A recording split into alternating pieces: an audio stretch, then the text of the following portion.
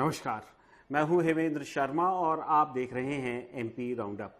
लोकसभा चुनावों के बाद अब देश में प्रधानमंत्री नरेंद्र मोदी के नेतृत्व में एनडीए की गठबंधन सरकार बनने जा रही है और इस गठबंधन सरकार के जो दो मुख्य घटक होंगे वो होंगे जनता दल यूनाइटेड, जो कि नीतीश कुमार की पार्टी है बिहार से, और आंध्र प्रदेश से तेलुगु देशम पार्टी चंद्रबाबू नायडू की पार्टी है। ये दोनों, अभी ऐसी खबरें आ रही हैं कि दोनों ही जो हैं अपना पाउंड ऑफ फ्लैश, अपना हिस्सा जो है सरकार से मांग रहे हैं। लेकिन इस बीच जो सभी या तमाम या बहुत सारे लोगों के मन में जो एक सवाल उठ रहा है वो ये कि जिस तरीके से एक ब्रूट मेजॉरिटी के साथ प्रधानमंत्री नरेंद्र मोदी ने पिछले 10 सालों से देश की सरकार चलाई थी, क्या वो गठबंधन सरकार चलाने में सक्षम है? क्या वो सबको अकोमोडेट करके साथ ले जाने में सक्षम है या ले जा पाएंगे? और सवाल एक और ये भी है कि जो ये सरकार बनने जा रही है इसमें अमित शाह जो गृह मंत्री थे अभी पिछली सरकार में, उनका क्या रोल होगा? और यदि वो गृह मंत्री रहते हैं तो जो लॉ एनफोर्समेंट एजेंसीज हैं, खासकर एनफोर्समेंट डायरेक्टरेट जैसी जो एजेंसी है, उसका जो अभी कुछ बीते सालों में रोल रहा है और जिस तरीके से एलिगेशंस उस पर लगे हैं ईडी के ऊपर कि वो पॉलिटिकल वेंडेटा के साथ काम किया है, क्या वही एक्शन या उसी तरीके से ईडी भी फिर से काम करेगी, या क्या अधिकारियों को जो टॉप इन एजेंसीज के जो टॉप ऑफिसर्स हैं क्या उनको उसी तरह से एक्सटेंशन मिलता रहेगा? ये तमाम सवाल हैं जो लोगों के मन में हैं। साथ ही साथ एक सवाल जो मध्य प्रदेश से लोगों के मन में है वो ये है कि शिवराज सिंह चौहान का क्या रोल होगा जो नई सरकार बनेगी, ज्योतिरादित्य सिंधिया का क्या रोल होगा जो नई सरकार बनेगी, नई सरकार में क्या ये मंत्री होंगे? क्योंकि चंद्रबाबू नायडू और नीतीश कुमार जो भारी भरकम मंत्रालय हैं उनकी डिमांड रखेंगे या रख रहे हैं, तो ये जो भारतीय जनता पार्टी के स्टॉलवॉट्स हैं, हेवी वेट्स हैं, इनको क्या दिया जाएगा? दिया भी जाएगा या नहीं दिया जाएगा? क्योंकि पिछले 2 दिनों से जब से रिजल्ट सामने आया और जब से पता चला है कि भारतीय जनता पार्टी इंडिपेंडेंटली या अपने दम पे सरकार नहीं बना सकती, उसके बाद लगातार सुर्खियों में बने हुए हैं शिवराज सिंह चौहान। आधा घंटा हर न्यूज़ चैनल पे उनका इंटरव्यूज चल रहे हैं। उनकी जो विक्ट्री है वो उसको हेल किया जा रहा है कि बहुत बड़ी उनकी जो है जीत है। हालांकि इंदौर में भारतीय जनता पार्टी का मार्जिन उनसे अधिक है और भी बहुत सारे नेताओं के मार्जिन हैं, लेकिन शिवराज सिंह चौहान मीडिया पर छाए हुए हैं। और कुछ लोग तो ये भी कह रहे हैं कि कभी अगर मौका मिले या नरेंद्र मोदी सब लोगों को अपने साथ ले जाने में कामयाब ना हो तो वो एक कॉम्प्रोमाइज फेस भी हो सकते हैं बतौर प्राइम मिनिस्टर ऑफ इंडिया के एनडीए की तरफ से। क्या ये संभव है या नहीं? इन तमाम सवालों पर बात करने के लिए हमारे साथ इस समय मौजूद हैं सीनियर जर्नलिस्ट विनय द्विवेदी साहब। द्विवेदी जी, आपका बहुत बहुत स्वागत है। सबसे पहले तो आपका से मैं जो सवाल पूछना चाहता हूँ वो प्रधानमंत्री नरेंद्र मोदी का, अब तो यही प्रधानमंत्री होंगे ये तय हो चुका है, और जो परफॉर्मेंस है, जिस तरीके से भारतीय जनता पार्टी ने नारा दिया था 400 पार, 272 के पार भी नहीं पहुंच पाई, उस तरीके से मोराल थोड़ा सा दिख रहा है डाउन है, उनके कार्डर्स का भी डाउन है थोड़ा मोराल। वो नहीं चाहते थे, गाली गलौज तक कुछ लोग सोशल मीडिया पे उतर आए अयोध्या में हार की वजह से। तो मैं आपसे ये जानना चाहता हूँ कि जो कोर एजेंडा है भारतीय जनता पार्टी का, जिसके दम पर वो चुनाव लड़ते हैं और जिसको अपनी गवर्नेंस में लाने की हमेशा कोशिश करते हैं, क्या कोalition गवर्नमेंट में उस पर काम कर पाएंगे? देखिए, कोर एजेंडा तो उनका फेल हो गया। राम मंदिर, अयोध्या हारे, उत्तर प्रदेश हारे। इसके बाद जो है हिंदू एजेंडा, सनातन, ये नहीं चला। अगर ये चला होता तो 272 से नीचे नहीं हुए होते। तो इसलिए ये हो गया है तय कि राम मंदिर और सनातन और हिंदू एजेंडे पर भारतीय जनता पार्टी चुनाव नहीं जीत सकती है। अब देश के लोगों को समझ में आ गया। नहीं, वो समझ में आया मैंने, लेकिन मैं आपसे ये जानना चाहता हूँ कि भारतीय जनता पार्टी जब चुनाव में गई थी, जो भी हुआ, जो चुनावी दौरों के दौरान या रैलीज के दौरान प्रधानमंत्री मोदी की जो भाषा थी या जिस तरीके से उन्होंने ध्रुवीकरण करने की कोशिश की, मैं नहीं उन सब बयानों को दोहराना चाहता हूँ, लेकिन मैं आपसे ये जानना चाहता हूँ कि उसके आगे की बात जब हो रही थी तो यूनिफॉर्म सिविल कोड की बात हो रही थी, 1 नेशन 1 इलेक्शन की बात हो रही थी। अयोध्या तो अभी झांकी है, काशी मथुरा बाकी है, इस तरह की बातें हो रही थी। उसका क्या होगा? देखिए, ये अब नहीं चल सकता, इसलिए क्योंकि अटल बिहारी वाजपेयी की सरकार एक एग्जाम्पल है। जब कोलिशन गवर्नमेंट में आप जाते हैं तो बहुत सारी बाउंड्रीज होती हैं, और नरेंद्र मोदी जी ने 25 साल जो राज किया गुजरात से लेकर दिल्ली तक, वो जो है फुल मेजोरिटी में राज किया है और पूरी दमदारी से राज किया है। और इसी का नतीजा ये है कि गुजरात में आप अगर थोड़ा सा पीछे चले जाइए तो शंकर सिंह बघेला से लेकर बीजेपी के जितने बड़े कद्दावर नेता थे वो सब के सब जो है भारतीय जनता पार्टी से बाहर हो गए, है ना, जबकि उनके कद नरेंद्र मोदी जी से बहुत बड़े थे। तो अभी जब 10 साल मोदी बीजेपी की राष्ट्रीय राजनीति चला रहे थे, दिल्ली की सरकार चला, तब भी उनके पैनल कोई नहीं था, नंबर 2 पे अमित शाह थे।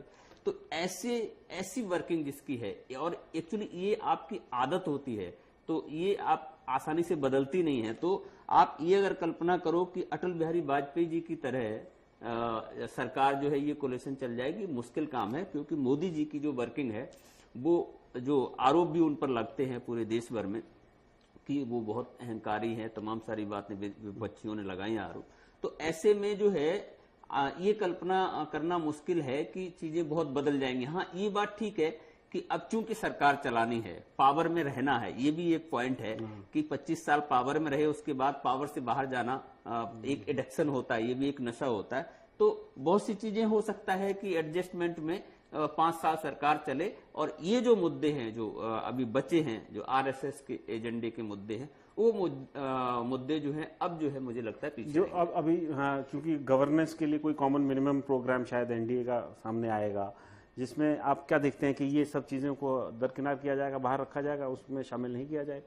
100% नहीं शामिल किया जाएगा, क्योंकि उनके ही सहयोगी नहीं वो तैयार होंगे। आप याद करिए, मुस्लिम आरक्षण आंध्र प्रदेश तेलुगु देशम पार्टी का एजेंडा, तो इससे बहुत सारी चीजें जो है वो जो है तेलुगु देशम पार्टी, वो 16 सीटें हैं शायद उसकी, तो हाँ, तो इतना आसान नहीं वो करने नहीं देंगे। अभी तो ये हो रहा है कि एनडीए का चेयरपर्सन भी अभी बन जाएगा। आप 4 से 8 दिन देखिए, कन्वीनर या चेयरपर्सन जो भी है, जो पिछले 10 साल में एनडीए में नहीं था, तब चूंकि एनडीए नहीं था तब मोदी सरकार होती थी। अब आप देखिए बदलाव कैसे होता है, अंक गणित जो है राजनीति को कैसे प्रभावित करता है। अब एनडीए सरकार बात कर रहे हैं, चैनल भी, पत्रकार भी और नेता भी, जबकि पहले क्या होता था, मोदी सरकार। ये अंक गणित ने बदला है। तो आप क्या देखते हैं कि ये सरकार जो है, जो बनने जा रही है, अगर थोड़ा बहुत कॉम्प्रोमाइज बीजेपी और नरेंद्र मोदी और अमित शाह करेंगे तो 5 साल तक इसको चलते हुए देख रहे हैं आप?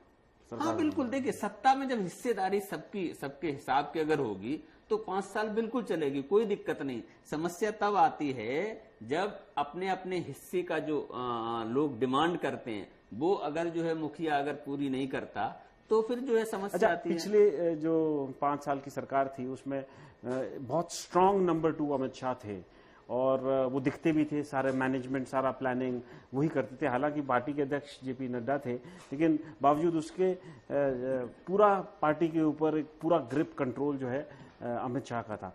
क्या आप उनको आने वाली सरकार में बतौर गृह मंत्री देख रहे हैं? क्या आपको लगता है वो गृह मंत्री रहेंगे, या जो अलाइज हैं वो ये शर्त रखेंगे कि वो गृह मंत्रालय किसी और को दें या अपने पास मांगेंगे? अभी रस्साकसी यही चल रही है दिल्ली में, तो ये जो है समस्या भी यही बड़ी उलझी है, क्योंकि अमित शाह का जो कैबिनेट में कद है वो नंबर 2 है, और मोदी भी उनके ऊपर डिपेंड करते हैं बहुत से मामलों में। मैं आपको बता रहा हूँ, अमित शाह जी के ऊपर मोदी डिपेंड करते हैं, तो वो अगर राइट हैंड है उनके, तो वो अगर वहां नहीं होंगे तो उनको दिक्कत होगी। तो इसलिए वो चाह रहे हैं कि वो वहां बने रहें, लेकिन वो जो जानकारियां मिल रही वो ये है कि उस होम मिनिस्ट्री को लेके जो है बहुत खींचतान है, और मुझे लगता है कि ये जो है नरेंद्र मोदी जी कैसे भी उसको कंपनसेट कर लेंगे।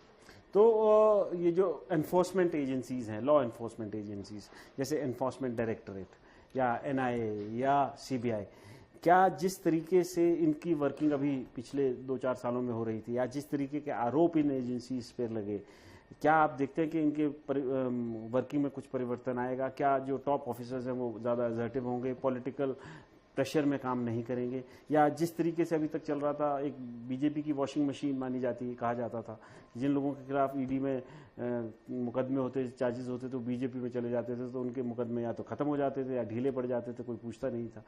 अजीत पवार एक एग्जाम्पल है, और भी बहुत सारे एग्जाम्पल हैं, बंगाल से लेकर महाराष्ट्र तक। तो क्या वो ईडी अभी भी एक political arm of Bharatiya Janata party के तौर पर काम करेगी, क्या आप इंडिपेंडेंट एक इन्फोर्समेंट एजेंसी की तरह काम करेगी? देखिए, इंडिपेंडेंट तो मैं नहीं मानता करेगी, लेकिन देखिए बीजेपी के अंदर से ही अब देखिए पावर गेम बदला है। तो जीत की बधाई का राजनाथ सिंह का ट्वीट जो पहला आया था, उसमें नरेंद्र मोदी जी का नाम नहीं था। मैंने उसको रीट्वीट किया था कि अंक गणित बदलता है तो कैसे राजनीति बदलती है।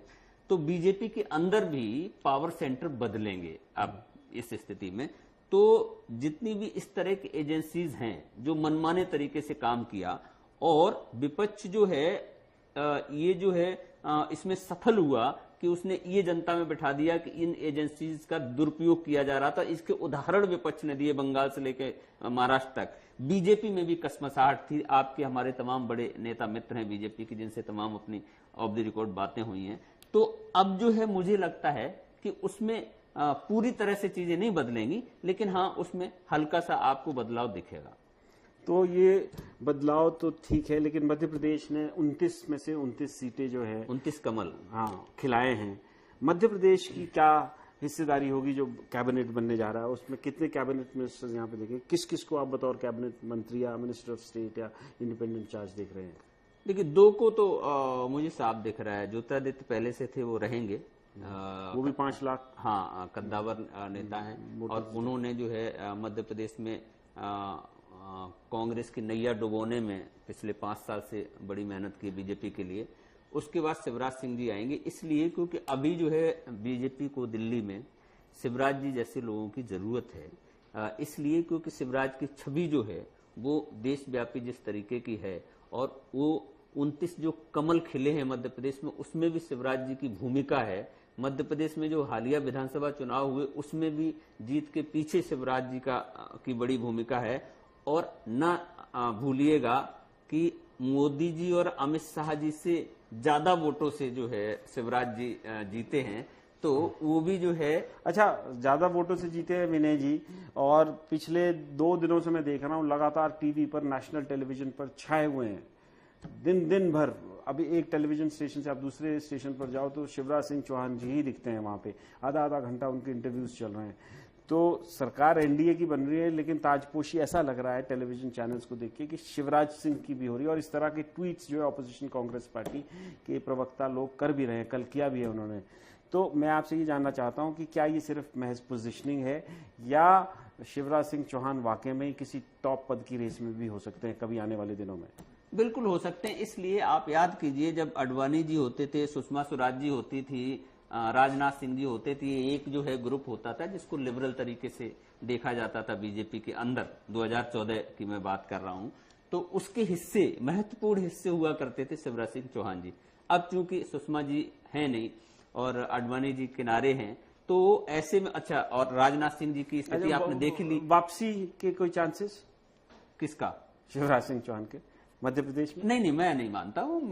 शिवराज जी मध्य प्रदेश में बिल्कुल वापसी नहीं। शिवराज जी दिल्ली में जाएंगे, और उनकी जो छवि है और उनकी जो वर्किंग है, देखिए हम लोगों ने बहुत उनकी आलोचनाएं की हैं। हम बड़े आलोचकों में गिने जाते रहे हैं मध्य प्रदेश में, आप और हम जैसे लोग। लेकिन उसके बाद भी मैं ये कहूंगा कि हम लोग जो है उनका जो व्यवहार था वो और व्यक्तित्व था, उसको सदैव हम लोग जो है वो देखते रहे कि वो बहुत बेहतरीन तरीके के इंसान होते थे। वो कट्टर नहीं थे, वो दुश्मनी नहीं पालते थे। इस तरह की चीजें हमने देखी। उसी चीज का तो कंपैरिजन हो रहा है ना प्रधानमंत्री मोदी से। हाँ, तो इसीलिए आज देखिए कि वो जो है वहां तक खड़े हैं, बराबर पे खड़े कर दिए मीडिया ने। तो उसके पीछे उनकी एक ताकत तो है ना, ऐसा थोड़ी कि अपने आप खड़े कर दिया। हाँ, ये बात ठीक है कि मोदी जी के पैरेलल, जब से मोदी जी जो है पावर में आए गुजरात से, पैरेलल कोई खड़ा नहीं हो पाया। इसलिए इसको जो है शिवराज जी के लिए संकट के रूप में भी देख सकते हैं। तो जब से प्रधानमंत्री नरेंद्र मोदी गुजरात से केंद्र की राजनीति में आए हैं, तो